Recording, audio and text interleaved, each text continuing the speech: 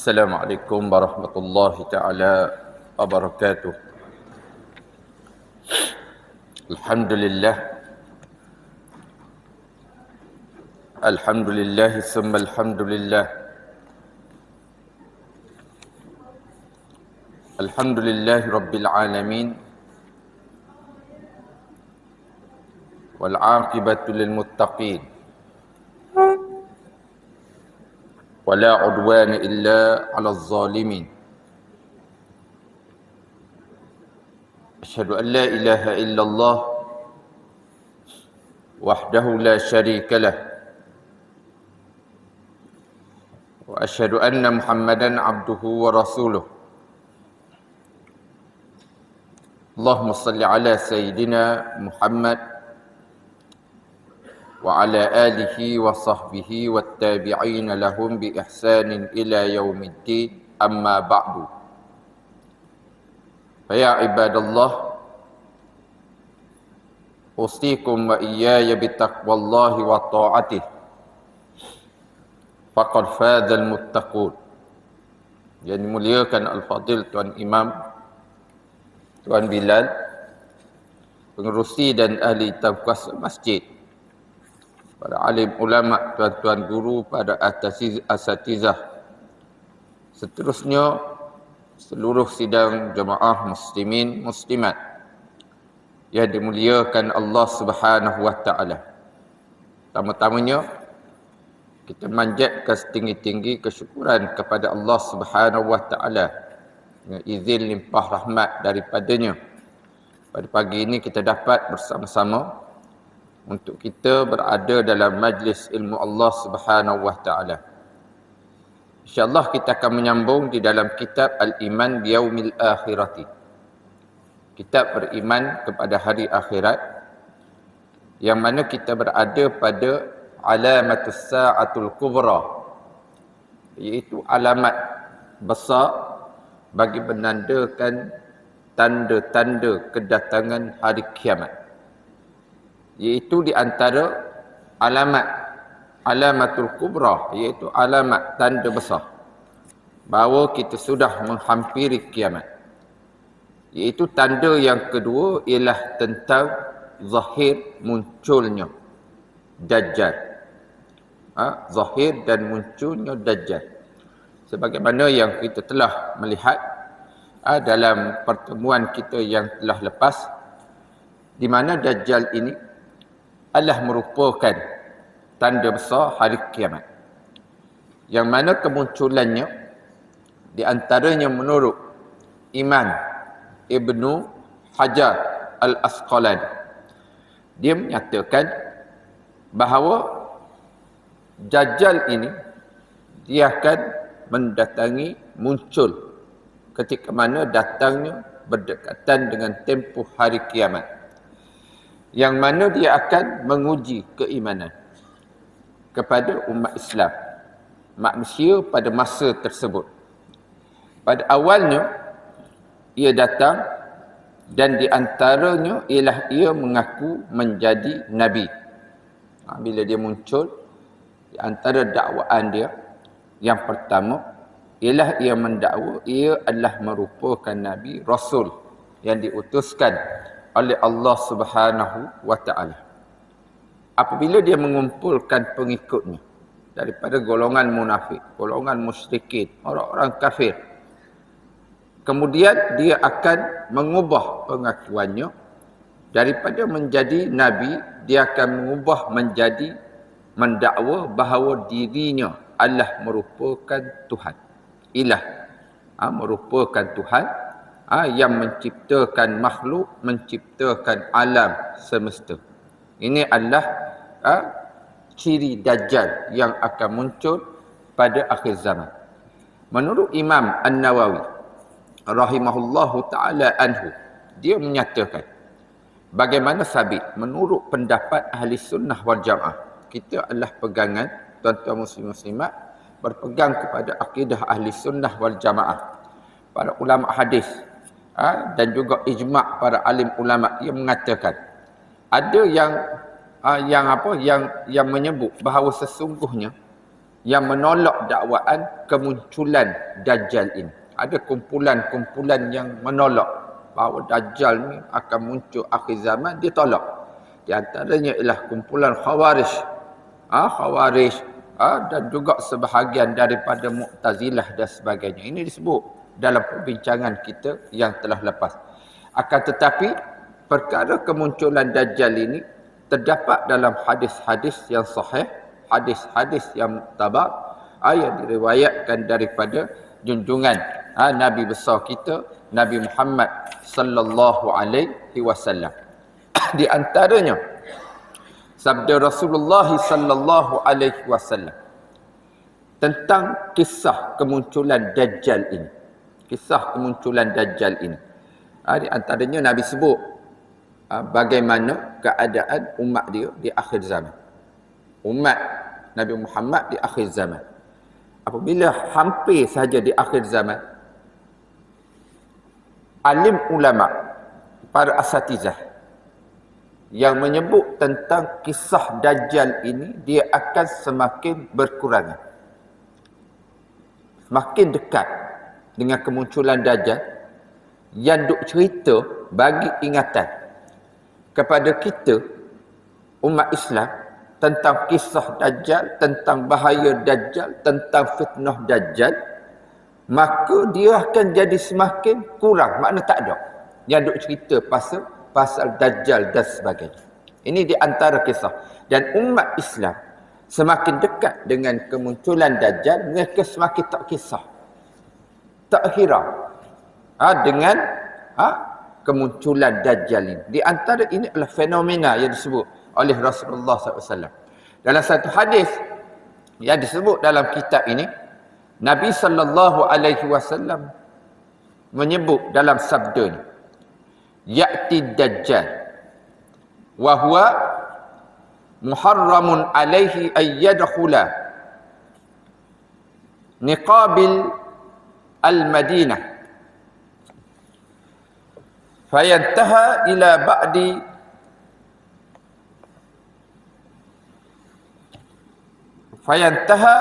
ba'di as-sibah allati talil Madinah fayakhruju ilaihi yawma idzin rajulun huwa min khairun nasi fayaqulu lahu ashhadu annaka ad-dajjal alladhi haddatsana Rasulullah sallallahu alaihi wasallam. Di mana dalam hadis ini Nabi sebut ya'ti, akan datang. Ya'ti ini fa'il mudhari'. Maknanya akan datang peristiwa ini. Bila peristiwa ini berlaku tak tahu, tapi dia akan berlaku. Yang mana akan datang Ad-Dajjal. Makhluk Dajjal ni dia akan datang. Yang mana ketika kedatangannya ia diharamkan memasuki mana-mana jalan ke kota Madinah. Dia tuan-tuan, muslim-muslimat, kita ada dua tanah haram. Yang pertama, Makkah. Makkah, yang mana kalau kita pergi ke Makkah, kita akan menemui daripada Madinah tu, kalau kita naik bas, kita akan menemui highway, jalan yang kita naik tu, kita akan jumpa salah satunya pintu masuk ke kota Mekah, yang mana sekarang ni dia ada gerbang. Kalau tuan-tuan perasan, dia ada gerbang bulat besar tu. Itu adalah titik had sempadan tanah haram. Orang-orang Islam saja boleh masuk. Orang Islam je boleh masuk. Yang bukan Islam, non-Muslim, dia akan ditunjuk jalan ke sebelah kanan. Dia straight, kota Mekah ada gerbang, dia akan ada tanda non-Muslim. Dia akan masuk ke simpang kanan, tak boleh masuk. Jadi orang tanya, Ustaz, macam mana? Tak ada orang jaga pun apa, kalau dia menyamar jadi orang Islam, dia masuk macam mana? Itu terserah pada urusan Allah Ta'ala. Sebabnya tanah haram ini sempadannya dijaga oleh para malaikat Allah Subhanahu Wa Ta'ala. Itu bukan urusan kita. Orang kafir nak masuk, nak curi masuk, tu urusan dia dengan Allah. Orang tanya, kalau masuk macam mana jadi? Kena apa? Nampak selalu ke? Allah Ta'ala bakar ke? Tu wallahu a'lam. Malaikat jaga. Demikian juga di Madinah Al-Munawwarah, kota Madinah, kota cahaya.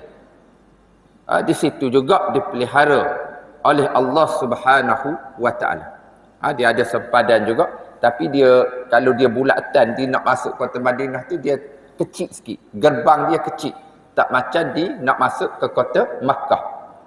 Juga dijaga oleh para malaikat Allah Subhanahu wa Ta'ala. Nabi sallallahu alaihi wasallam sebut Dajjal ni bila muncul dia pergi ke kota Madinah. Dia diharamkan masuk, tak boleh masuk. Direktan malaikat ni beratur jaga jalan-jalan masuk ke kota Madinah supaya Dajjal ni tak boleh masuk. Lalu dia berhenti di satu kawasan tanah yang kosong, yang mana yang hampir dengan sempadan kota Madinah. Dia berhenti situ. Ada yang terkini disebut tentang Jabal Habsyi.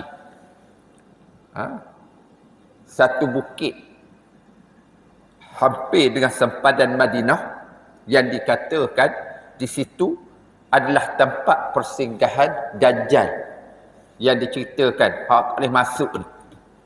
Dan Jabal Habsyi itu ada sekarang. Satu bukit yang tinggi yang disebut sebagai bukit bergarang. Lama-lama sebut ada setengah kata tu tempat dia. Dajjal akan berhenti situ.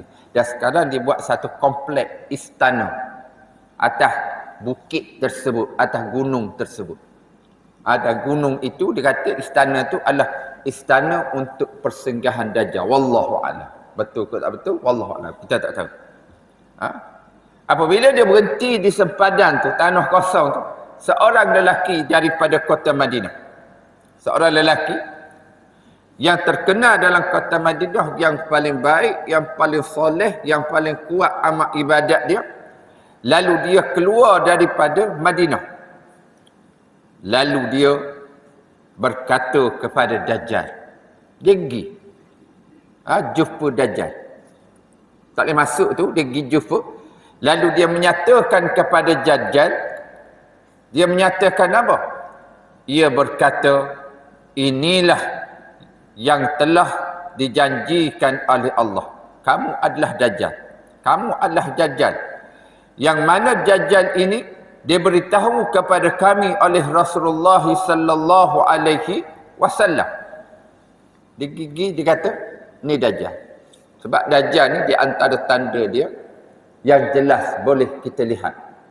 Ialah di antara dahinya tertulis kalimah kafara. Jelas atas dahi. Kafir. Matanya satu. Riwayat yang kuat menyebut. Bila dia lihat, dia keluar, dia tengok Dajjal bersama dengan rombongan pengikut dia. Bila dia melihat tanda tersebut, dia kata mu Dajjal. Sebagaimana yang Nabi SAW sebut dalam hadisnya, bahawa sesungguhnya mu ni akan muncul akhir zaman, tetapi kamu tak boleh melewati sempadan kota Madinah, kamu diharamkan masuk dengan pengikut kamu. Dia kata. Lalu Dajjal pun menyatakan kepada pengikutmu, apakah pendapat kamu kalau aku bunuh orang ini, kemudian aku menghidupkan semula, apakah kamu meragui urusan keimanan kepada aku? Dajjal kata, Dajjal pun paling pada pengikut dia. Dajjal sebut apa? Bagaimana kalau aku tangkap ni, orang hak depan ni, lalu aku bunuh dia. Aku bunuh. Lepas aku bunuh, aku nak hidupkan dia kembali. Percaya tak? Dia tanya kepada pengikut dia. Lalu pengikut-pengikutnya menyatakan, tidak, aku tetap mempercayai, kami tetap percaya. Kamu adalah Dajjal. Kami tak ragu. Bahawa kamu boleh bunuh dia, lepas bunuh kamu boleh hidupkan dia. Ini Dajjal. Seterusnya, lalu ia membunuhnya. Kemudian dihidupkannya. Lalu lelaki itu berkata, demi Allah, tidak mendapat penjelasan berkenaan denganmu lebih daripada sekarang. Yakni lebih jelas kepada aku sekarang bahawa kamu adalah Dajjal. Bila pengikut dia kata, kami tak ragu. Dajjal tanya pada lelaki itu pula, wahai lelaki, pengikut aku beriman, tak ragu bahawa aku boleh bunuh, hidup balikmu. Bagaimana pula pendapat kamu? Dia tanya pada lelaki itu. Lelaki itu menyatakan tidak, sesekali tidak. Lalu dibunuh lelaki itu, dihidupkan kembali. Tanya lelaki itu pula, bila dah lepas hidup, bagaimana sekarang? Beriman ke tak bahawa aku ni adalah Tuhan? Lelaki yang dibunuh dan dihidupkan balik itu berkata apa? Dia menyatakan, sesungguhnya sekarang aku lebih yakin bahawa sesungguhnya mu ni memang Dajjal. Tak ada manusia, tak ada makhluk. Yang mana bila dia bunuh seseorang, dia boleh hidupkan balik. Hatta Fir'aun pun tak boleh. Tuan-tuan, Fir'aun, laknatullahi alaih. Dalam peristiwa yang disebut bagaimana dia mengaku dia ni adalah ilah, dia ni Tuhan. Lalu dia nak minta, nak tunjuk bukti kepada rakyat dia, Bani Israel, bahawa dia Tuhan. Dia buat macam mana? Apa yang dia buat, tuan-tuan muslim-muslimat? Dia panggil dua orang lelaki Bani Israel. Dia panggil ke depan. Lalu dia menyatakan bukti bahawa aku ni Tuhan. Apa dia, tuan-tuan? Aku akan bunuh seorang, aku akan hidupkan seorang. Tu bukti aku ada kuasa mematikan dan menghidupkan. Dia pun bunuh seorang hak Bani Israel tu. Hak seorang lagi dia biarkan hidup. Dia kata ni bukti. Tu setara Fir'aun. Dajjal ni dia boleh matikan sungguh. Kemudian Allah Ta'ala bagi izin kepada dia untuk menguji iman manusia pada akhir zaman, di mana dihidupkan orang yang telah dimatikan itu. Lelaki itu menyatakan, sesungguhnya bila membunuh aku, kemudian hidupkan balik aku, maka semakin yakin bahawa sesungguhnya kamu adalah Dajjal, sebagaimana yang dijanjikan oleh Rasulullah sallallahu alaihi wasallam. Lalu Dajjal tersebut buat apa? Lalu Dajjal tersebut mengambilnya dan mahu membunuhnya sekali lagi. Lalu Allah Maha Kuasa telah tidak lagi mengizinkan untuk Dajjal membunuhnya sekali lagi. Untuk kali kedua dia nak bunuh, Allah Ta'ala tak izinkan. Lalu lelaki itu masuk balik dalam kota Madinah. Ada disebut juga, tuan-tuan muslimin muslimat, bagaimana bila dia berada di pinggir Madinah. Dalam hadis yang lain disebut, Dajjal itu dia menghentakkan tumitnya 3 kali. Dia hentak tumit 3 kali, menyebabkan gegaran di kota Madinah, gempa bumi. Gegaran di kota Madinah, gempa bumi. Bila terjadi gempa 3 kali berturut-turut, tanda hentakan daripada kemunculan Dajjal, penduduk Madinah yang terdiri daripada golongan orang-orang munafik. Orang munafik hak duduk dalam kota Madinah. Munafik ni dia bukan kafir, dia Islam, tetapi dalam hatinya dia tidak menimbulkan permusuhan. Dia berpura Islam. Sebenarnya dalam hati dia ni dia benci pada Islam. Apabila terjadi hentakan 3 kali gempa tu, semua penduduk Madinah yang munafik, mereka akan keluar daripada kota Madinah. Keluar menuju ke Dajjal. Dalam hadis sebut, yang keluar tu kebanyakan adalah wanita. Perempuan hak banyak keluar. Daripada sahabat sebut, peristiwa tersebut bila berlaku seumpama besi itu diketuk, lalu gugurlah karat-karatnya. Besi hok karat diketuk, gugur karatnya, maka bersihlah besi tersebut. Pembersihan dalam kota Madinah Al-Munawwarah. Sabda Rasulullah sallallahu alaihi wasallam, berkata Ibnu Umar radhiyallahu anhu, pada suatu hari Rasulullah sallallahu alaihi wasallam telah bangun, lalu memberi ucapan kepada kami. Setelah ia memuji Allah dengan pujian yang layak dengannya, ia menyebut perkara Dajjal. Di antaranya ia bersabda, Rabbi la anzirkumuhu wa ma min nabiyyin illa qad anzara qaum walakin sa'aqulu lakum fihi qawlan lam yakulhu nabiyyul qaumihi annahu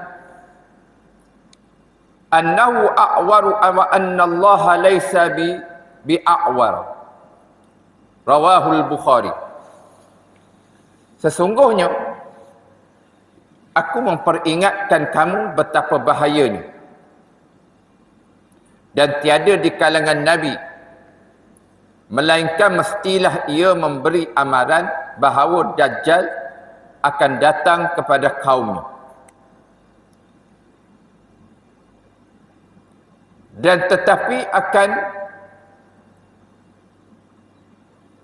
aku akan menceritakan kepada kamu berkenaan dengannya apa yang belum pernah diberitahu oleh para nabi yang lain. Nabi cerita, hak ni aku cerita. Hak cerita aku nak bagi tahu ni, nabi-nabi lain tak cerita. Yang mana dia menyatakan sesungguhnya ia buta sebelah mata. Dajjal ni buta sebelah mata. Hak ni hak nabi-nabi sebelum ni tak cerita. Dan Tuhanmu tidaklah buta. Dan Dajjal ni mengaku jadi buta. Dan Nabi menyatakan Tuhan tak buta. Itu tanda dia Allah merupakan Dajjal. Dalam hadis yang lain Nabi sallallahu alaihi wasallam menyebut, Anin Nawas bin Sam'an radhiyallahu anhu qala, Zakara Rasulullah sallallahu alaihi wasallam ad-Dajjal. Dalam hadis yang lain daripada Nawas bin Sam'an radhiyallahu anhu katanya, Rasulullah sallallahu alaihi wasallam telah menyebut peristiwa kemunculan Dajjal. Di antaranya dia telah bersabda, faqala ghairu Dajjal, tidaklah, dia kata tidaklah ada pun yang lain daripada Dajjal akhwafani alaikum, yang lebih menakutkan aku pada kamu. Tak adalah benda yang lebih aku takut yang akan menimpa kamu melainkan tentang peristiwa Dajjal. Dia kata ayyakhruja wa ana fikum, kalau masa Dajjal tu muncul, Nabi sebut kalau masa Dajjal tu dia muncul, wa ana fikum, aku ni hidup lagi di antara kalangan kamu. Nabi SAW menyatakan, fa ana, maka aku ni Nabi SAW hajijuhu, aku akan menjadi hujah, aku akan lawan. Nabi sebut benda yang aku paling bimbang, aku paling takut ialah tentang fitnah Dajjal yang akan terjadi kepada umat aku pada akhir zaman. Kalau masa, tuan-tuan, muslim-muslimat, masa Dajjal tu muncul, aku ada, Nabi SAW ada di kalangan kita. Nabi SAW menyatakan sesungguhnya aku akan berdepan, berhujah dengan Dajjal. Aku akan lawan dengan Dajjal. Tetapi sekiranya, dia kata, aku sudah wafat. Sekiranya aku dah tak ada dah. Maknanya Nabi SAW tidak bersama dengan kamu. Maka tiap-tiap seseorang kamu menjadi penghujah kepada diri masing-masing. Apa maksud dia tuan-tuan, muslim-muslimat? Tuan-tuan akan berdepan dengan Dajjal itu mengikut iman tuan-tuan sendiri. Tuan-tuan tak boleh minta siapa-siapa tolong. Kita akan berhadapan, diuji iman berdasarkan amalan kita. Jangan main-main tuan-tuan, muslim-muslimat. Masa ni pun kita dah uji oleh Allah Subhanahu Wa Taala. Iman kita. Dajjal tak keluar lagi. Keluar tak keluar wallahu alam, tapi tak keluar lagi sebagaimana Nabi sallallahu alaihi wasallam sebut. Tapi ramai mana di kalangan kita ni tuan-tuan yang Allah Taala uji dengan jarum-jarum Dajjal. Zaman mutaakhir ini disebut apa? Zaman teknologi langit terbuka luas. Musuh-musuh Allah Taala, tentera-tentera Dajjal hak ada ni, mereka menggunakan serangan-serangan dalam bentuk ghuzwatu fikriyah, serangan dalam bentuk pemikiran tuan-tuan muslim-muslimat. Tak mustahil teknologi itu adalah milik Dajjal, musuh Allah Ta'ala. Yang guna teknologi ni adalah anak-anak muda, generasi kita. Anak muda kita yang banyak guna teknologi. Mereka tak boleh nak serang dalam bentuk fizikal sebagaimana hak berlaku 100 tahun yang lepas, apabila mereka bergabung serang kerajaan Islam Osmaniyah, khalifah kita yang terakhir, yang berpusat di Istanbul, di Turki. Tuan-tuan muslim-muslimat, jatuh khalifah Osmaniyah yang terakhir, lalu mereka pecahkan negara-negara umat Islam kepada berpuluh-puluh buah negara. Dipecahkan mengikut mazhab, pegangan, bangsa dan sebagainya. Menyebabkan kesan dia sampai sekarang. Negara umat Islam masing-masing, cara negara masing-masing. Hilang sedikit sebanyak semangat persaudaraan dalam Islam. Kita Islam, Melayu, kita cara Melayu. Kita cara Islam, Malaysia je. Jangan fikir tentang umat Islam, jiran kita, tak payah. Tanamkan pemikiran kebebasan berfikir. Ini serangan yang bahaya tuan-tuan. Akhir-akhir ini kita lihat. Konsep kebebasan. Bebas buat apa? Tu Haji nak dengar. Pagi ni nak dengar. Nak datang solat subuh. Bebas? Lepas solat subuh, Tu Haji nak keluar. Tak dengar kuliah. Bebas? Tu Haji nak duduk standby, duduk sini stay sampai habis. Nak dengar kuliah. Bebas?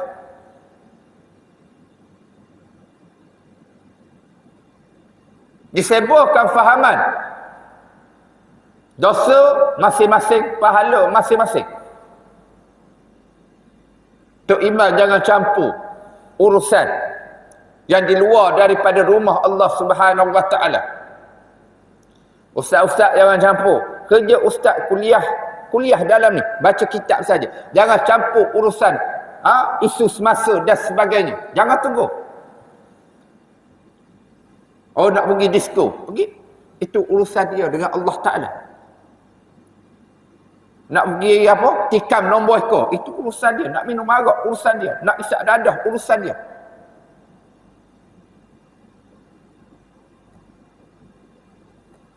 Tok Iman cara kerja. Tok Iman saja. Ini fahaman. Yang telah disebarkan. Yang sedang membarah dalam jiwa anak-anak muda kita pada hari ini. Ini belum Dajjal datang lagi. Ini baru serangan daripada bala tentera Dajjal yang telah berlaku kepada kita sejak akhir-akhir ini. Lalu Nabi SAW menyebut, bila aku tak ada, Dajjal datang, terserah pada kamu. Iman kamu.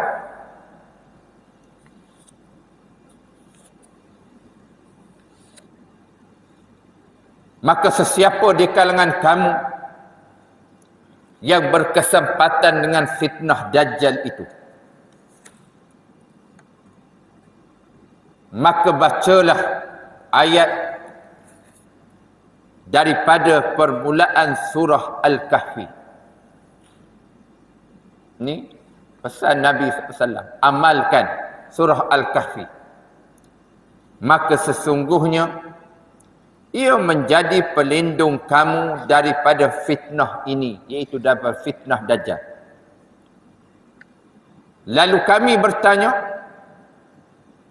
berapa lamakah Dajjal itu berada di bumi ini? Sabda Rasulullah sallallahu alaihi wasallam, 40 hari. Dajjal ni dia akan berkeliaran di atas muka bumi selama 40 hari. Sekejap je lah 40 hari. Ada orang khabar, sekejap je Ustaz, 40 hari. Kita nusuk, jangan keluar 40 hari. Duduklah dalam rumah senyap. Tutup pintu, rapat, kemah-kemih. Atau pergilah mana-mana. Bila kita tahu Dajjal muncul ni, nusuk, jangan keluar. Jaga iman kita. Dia kata. Senang, jangan. Nabi SAW menyebut dia ada di atas muka bumi kita ni tuan-tuan 40 hari. Satu hari masa tu adalah bersamaan dengan setahun.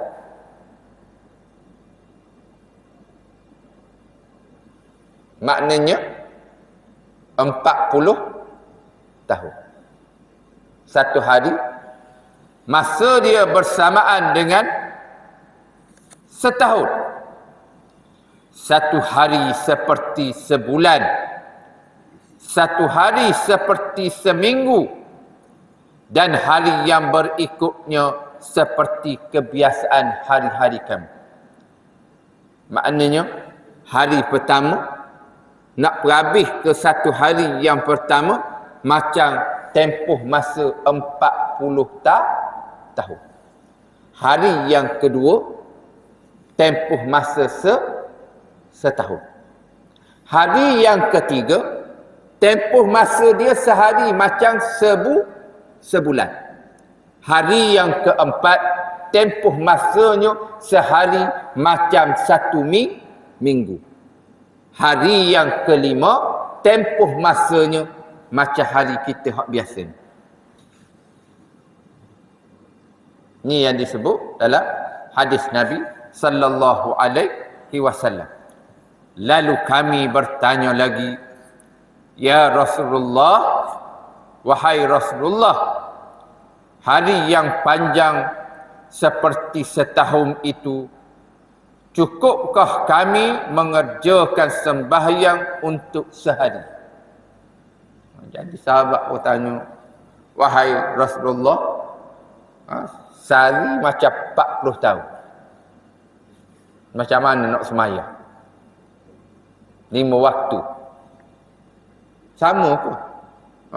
Kena sembahyang 5 waktu juga. Macam mana masa dia? Sabda Rasulullah sallallahu alaihi wasallam, tidak.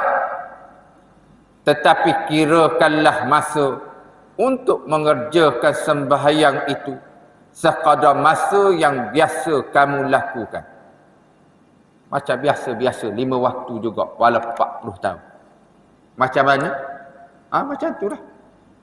Subuh, kemudian zuhur, asar, maghrib, isyak. Sama. Tunggulah tempoh masa dia berjalan. Kemudian turunlah Isa bin Maryam. Selepas 40 hari, 40 tahun, turun Isa, Nabi Allah Isa bin Maryam. Diturunkan oleh Allah Ta'ala berhampiran dengan mihrab putih, dengan menara putih yang letaknya di timur bandar Damsyik. Menara putih.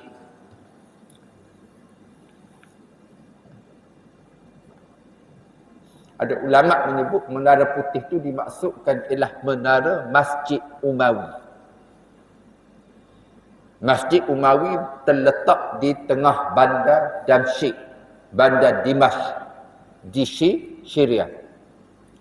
Orang pernah pergi, di tengah bandar Damsyik tu dia ada Masjid Umawi, besar masjid dia tuan-tuan, muslim-muslim.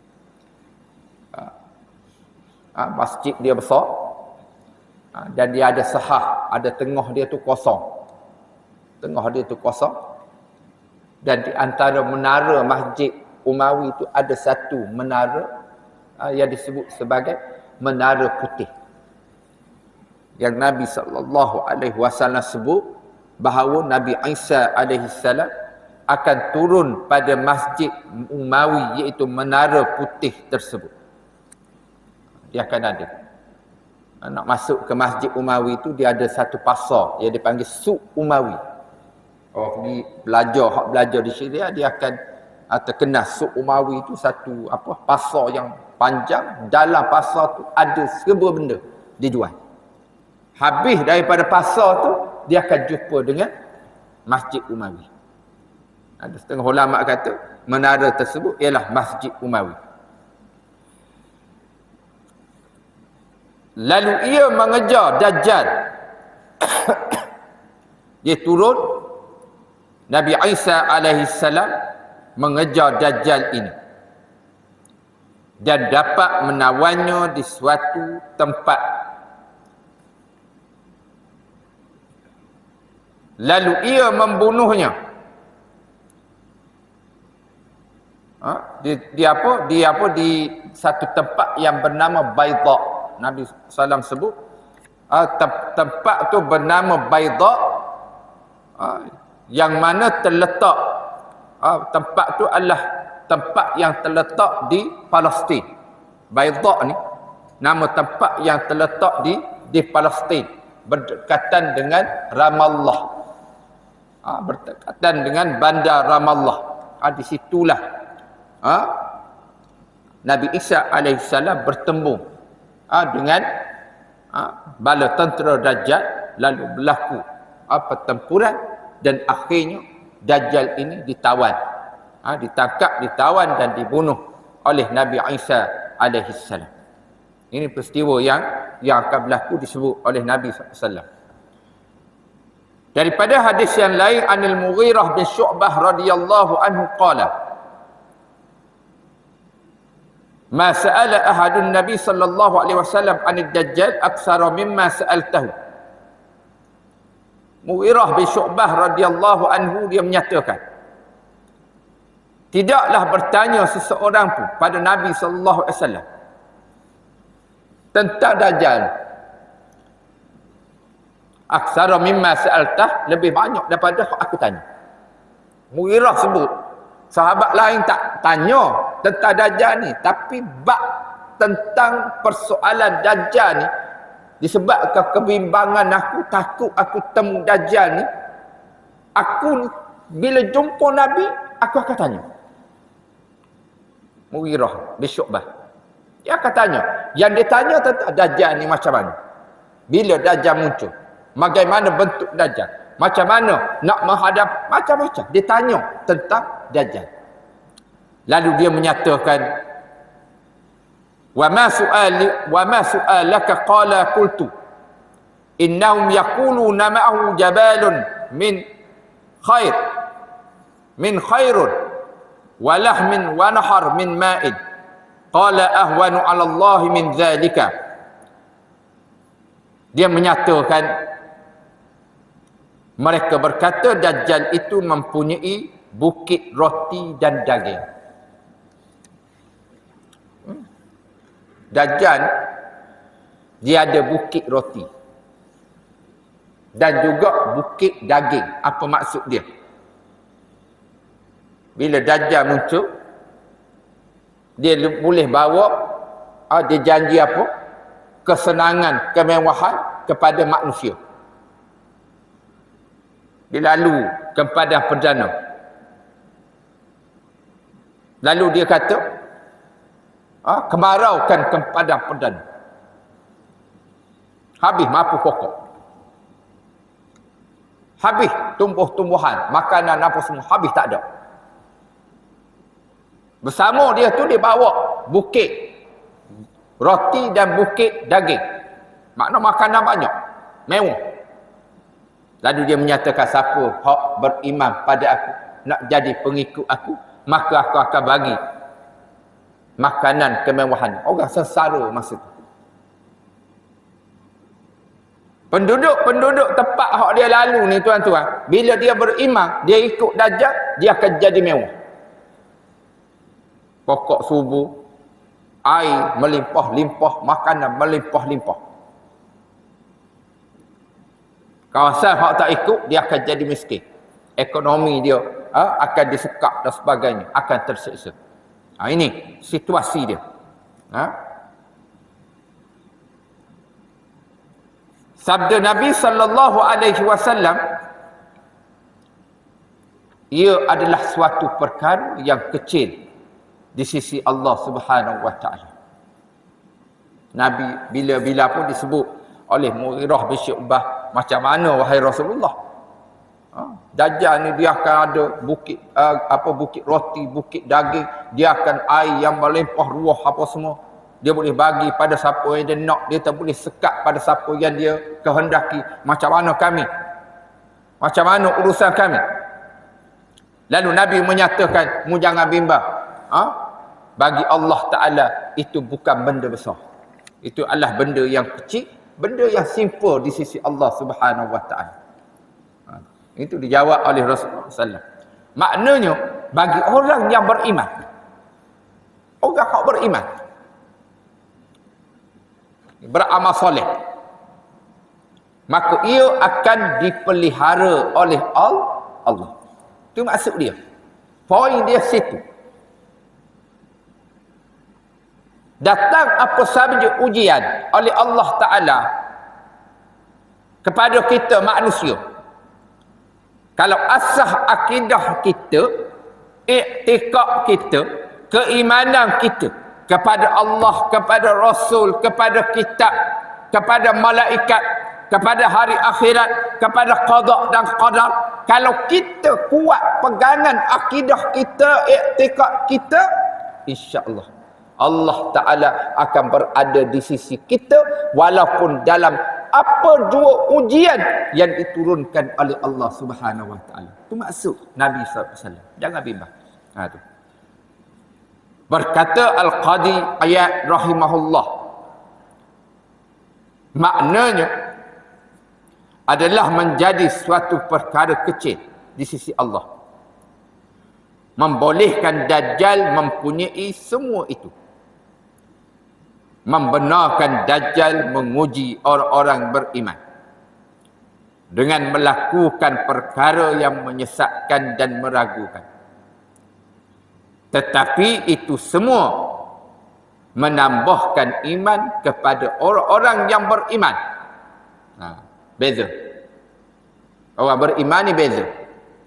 Macam juga peristiwa Ahzab. Ingat peristiwa Ahzab? Bulan Syawal baru ni kita duduk takbir. Wa hazamal ahzaba wahdah.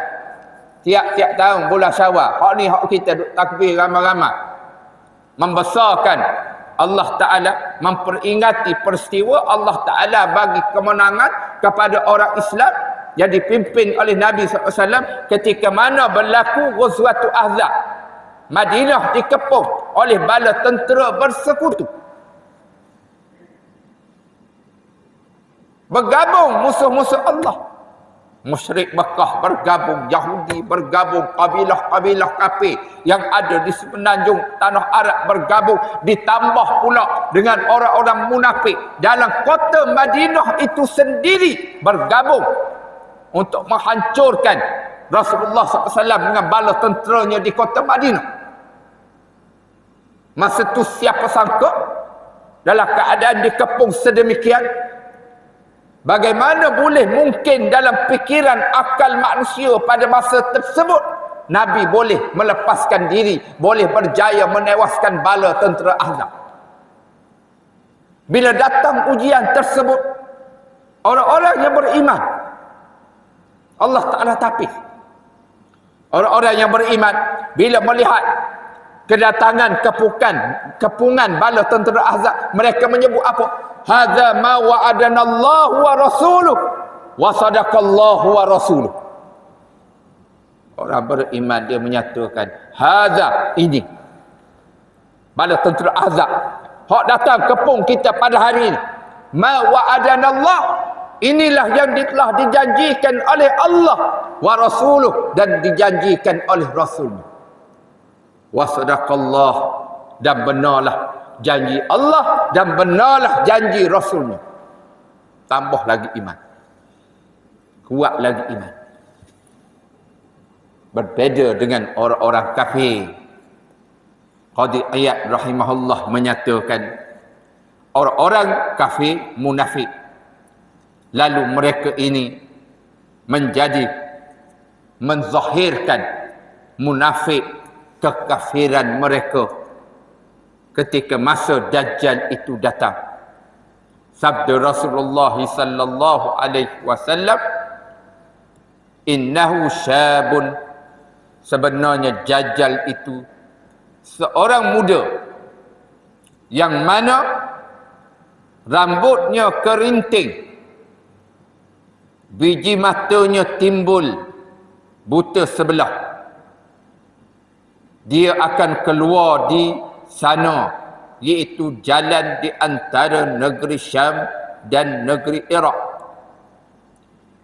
Ia melakukan kerosakan di semua tempat yang ia sampai kepadanya, yakni dengan memberikan kemakmuran kepada kampung yang mengotakannya sebagai Tuhan, dan kampung yang enggan menerimanya dengan diturunkan kesusahan, menunjukkan perkara yang luar biasa, menjadikan tanah yang kering kongtang tiba-tiba mengeluarkan tumbuh-tumbuhan subur menghijau, menghidupkan semula orang yang mati yang dibunuhnya, dan berbagai lagi perkara yang boleh menggugat hati untuk menerima dakwaannya.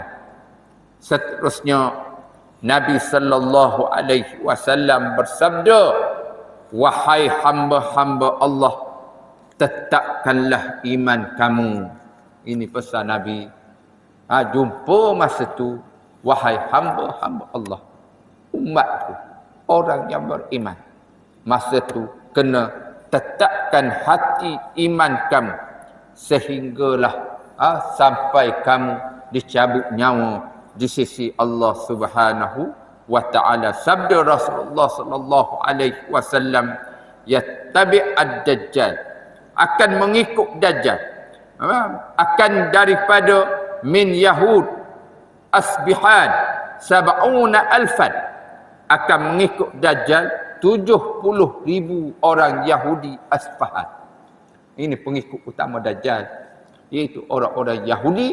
Mereka akan keluar beramai-ramai, akan mengikut Dajjal, iaitu Asfahan, salah satu wilayah yang ada di Palestin. Di Iran pun ada Asfahan. Ada setengah menyatakan mereka akan mengikut Dajjal alaihim, bagi mereka itu, bagi golongan Yahudi yang mengikut Dajjal, mereka memakai pakaian seumpama alim ulama. Mereka pakai pakaian seumpama alim ulama, jubah, serban dan sebagainya, tetapi mereka mengikut langkah-langkah Dajjal. Mudah-mudahan Allah Subhanahu Wa Taala memelihara kita. Amalkan kita baca ayat daripada surah Al-Kahfi. Kalau boleh apa ataupun amalkan. Biasanya amalan alim ulama dia minta kita baca pada setiap malam Jumaat tu surah Al-Kahfi. Baca surah Al-Kahfi tersebut. Mudah-mudahan Allah Ta'ala lindungi kita bila berlaku peristiwa yang seumpama ini. Dan insyaAllah kita akan melihat tajuk yang seterusnya. Apakah Dajjal itu? Dajjal itu, adakah dia sudah muncul, sudah ada di antara kita pada masa sekarang? Learning Dajjal itu ada ke tak ada lagi? Dia akan muncul macam mana? Kita akan melihat daripada hadis-hadis Nabi SAW tentang persoalan Dajjal ini adakah sudah berada di kalangan kita pada hari ini. Wallahu a'lam. A'udzubillahi minasyaitonir rajim. Bismillahirrahmanirrahim. Wassalatu wassalamu ala asyrafil anbiya'i wal mursalin wa ala alihi wa sahbihi ajma'in. Allahumma iftah lana futuhal arifin warzuqna fahman nabiyyin bija'i khatamil anbiya'i wal mursalin. Allahumma inna na'udzubika minal ilmi la yanfa' wa min qalbin la yakhsha' wa min nafsin la tashba' wa min du'ain istajab lah. Allahumma rabbana atina fid dunya hasanah wa fil akhirati hasanah wa qina azaban nar wa qina azaban nar wa qina azaban nar. Wa sallallahu ala sayyidina Muhammad wa ala alihi wa sahbihi wa sallam. Subhana rabbika rabbil izzati amma yasifun wa salamun alal mursalin wa salamun alal mursalin wa salamun alal mursalin walhamdulillahi rabbil alamin.